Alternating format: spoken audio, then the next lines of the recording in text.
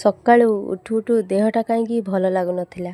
ସେଥିପାଇଁ ଭାବିଲି ମେଡ଼ିକାଲ ଯାଇ ଡକ୍ଟରକୁ ଟିକେ ଦେଖା କରି ଆସିବି। ଆମେ ଡେରି ନ କରି ଚଟାପଟ ବାହାରି ପଡ଼ିଲୁ। ଘରୁ ବାହାରିକି ଆସିଲା ପରେ ଆମେ ଭାବିଲୁ କେଉଁ ମେଡ଼ିକାଲ ଯିବୁ। ଶେଷରେ ଆମେ ପିପିଲି ମେଡ଼ିକାଲ ଅଭିମୁଖେ ବାହାରିଲୁ। ଯିବା ବାଟରେ ପିପିଲି ଟୋଲଗେଟ୍ ପଡ଼ିଲା। ଆଉ 100-200 ମିଟର ଗଲା ପରେ ଆମର ଫେମସ୍ ସେଲ୍ଫି ପଏଣ୍ଟ ପଡ଼ିଅଛି। ଭାବିଲୁ ଆମେ ସେଲ୍ଫି ପଏଣ୍ଟ ଆଡ଼େ ଟିକେ ବୁଲି ଆସିବୁ ବୋଲି। ଦେହ ଭଲ ନଥିବାରୁ ଆମେ ଆଉ ବୁଲିବାକୁ ଯାଇପାରିଲୁନି। ବାଟରେ ଯାଉ ଯାଉ କିଛି ବାଟ ଗଲା ପରେ ମହାବୀର ମନ୍ଦିର ଦେଖିଲୁ। ତାଙ୍କୁ ମୁଣ୍ଡିଆଟେ ମାରି ବାହାରି ପଡ଼ିଲୁ। ମେଡ଼ିକାଲ ଯିବା ବାଟରେ ଆମେ ପିପିଲି ବଜାରରେ ପହଞ୍ଚିଲୁ। ଦେଖିଲା ବେଳକୁ ବଜାର ବନ୍ଦ। ମୁଁ ଭାବିଥିଲି ସ୍ୱାମୀଙ୍କ ପଟେ ଶାଢ଼ୀଟିଏ ନେବି ବୋଲି। ଦେଖିଲା ବେଳକୁ ବଜାର ବନ୍ଦ। ପରେ ମେଡ଼ିକାଲ ଅଭିମୁଖେ ବାହାରିଲୁ। ଆମେ ପିପିଲି ମେଡ଼ିକାଲ ସ୍ୱାସ୍ଥ୍ୟକେନ୍ଦ୍ରରେ ପହଞ୍ଚିଲୁ। ଆମେ ପିପିଲି ସ୍ୱାସ୍ଥ୍ୟକେନ୍ଦ୍ରରେ ପହଞ୍ଚିଗଲୁ। ଭିତରକୁ ଏଣ୍ଟ୍ରି କଲା ପରେ ଏତେ ସାରା ଗାଡ଼ି ଥୁଆ ହୋଇଥିବାରୁ ଭାବିଲି ଆଜି ମେଡ଼ିକାଲରେ ବହୁତ ସାରା ଲୋକ ଥିବେ। ତାପରେ ଦେଖିଲା ବେଳକୁ ଏତେ ସାରା ଲାଇନ୍ କାଟି ଆଉ ଯାଇ ତ ହେବନି। ସେଥିପାଇଁ ମୁଁ ଲାଇନରେ ଠିଆ ହୋଇଗଲି। ଲାଇନରେ ଠିଆ ହୋଇ ଗୋଡ଼ ହାତ କ'ଣ ହୋଇଯାଉଥାଏ। ଭଗବାନଙ୍କୁ ଡାକୁଥାଏ କେମିତି ଆମ ପାଳି ପଡ଼ିବ। ଫାଇନାଲ ଶେଷରେ ମୋ ପାଳି ପଡ଼ିଗଲା। ପରେ ମୁଁ ଡକ୍ଟରଙ୍କୁ ଦେଖାଇ ମୋ ସ୍ୱାସ୍ଥ୍ୟ ଦେଖାଇ ସାରି ଆସିଲା ପରେ ମେଡ଼ିସିନ ଆଣିବା ପାଇଁ ବାହାରିଲି।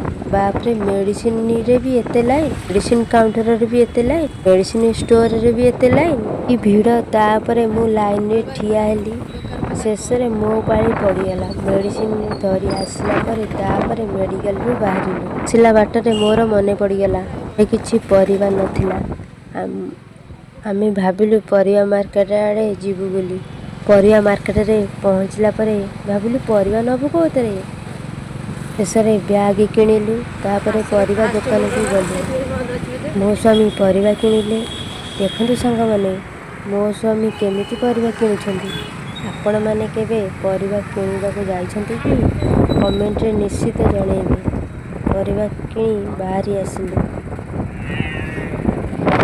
ବାଟରେ ଯାଉ ଯାଉ ଇଚ୍ଛା ହେଲା ଦହିବରା ଖାଇବାକୁ। ମୁଁ ମୋ ସ୍ୱାମୀକି କହିଲି। ସ୍ୱାମୀ କହିଲେ କେଉଁଠି ଖାଇବୁ? ମୁଁ କହିଲି ଆମେ ଯେଉଁଠି ଖାଏ ସେଇଠି ଖାଇବା। ଗାଡ଼ି ଆମର ଲାଗିଗଲା ମଉସାଙ୍କ ଦହିବରା ପାଖରେ। ମଉସା ମନ ଜାଣି ଦହିବରା ପ୍ଲେଟଟି ମୋ ହାତକୁ ବଢ଼ାଇ ଦେଲେ। ତାପରେ ମୁଁ ଗାବୁ ଗାବୁ କରି ଖାଇଦେଲି। ବାଃ ମଉସା, ତମ ହାତ ତିଆରି ଦହିବରା ଯିଏ ଖାଇବ ସତରେ ଆତ୍ମା ଶାନ୍ତି। ମଉସା ହସି ଦେଇ କହିଲେ ଆଉ କ'ଣ ଦରକାର ଅଛି ମା? ନା ମଉସା, ଖାଲି ଦହି ପାଣି ଦିଅ। ଦହି ପାଣି ପିଇ ସାରି ଆମେ ଘରକୁ ଆସିଲୁ। ଭିଡ଼ିଓଟି ଆପଣମାନଙ୍କୁ ଯଦି ଭଲ ଲାଗିଥିବ ତାହେଲେ କମେଣ୍ଟ ମାଧ୍ୟମରେ ଆମକୁ ଜଣାଇବେ, ସବସ୍କ୍ରାଇବ୍ କରିବେ, ଲାଇକ୍ କରିବେ।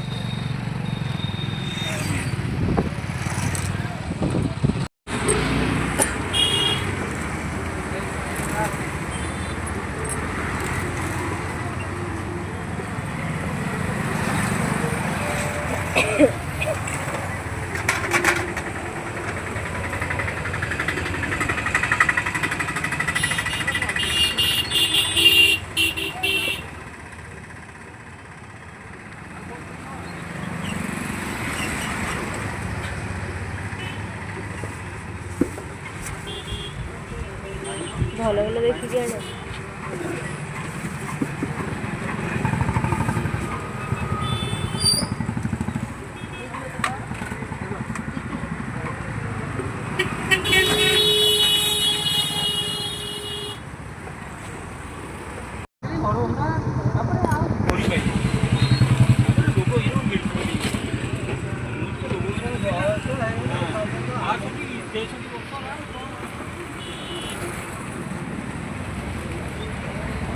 ଘରେ ଆଜ୍ଞା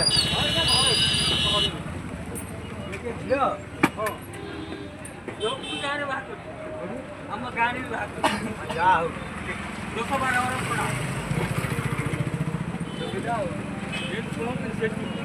ଥିଲେ ନିଜ ଗାଁ ମଶାଣିରେ ନିଜେ ପୋଡ଼ା ହବ। ପୂଜା କରୁନା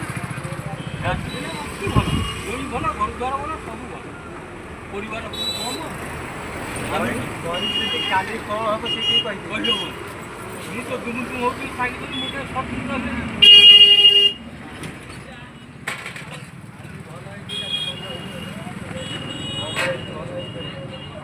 टमाटो अन्न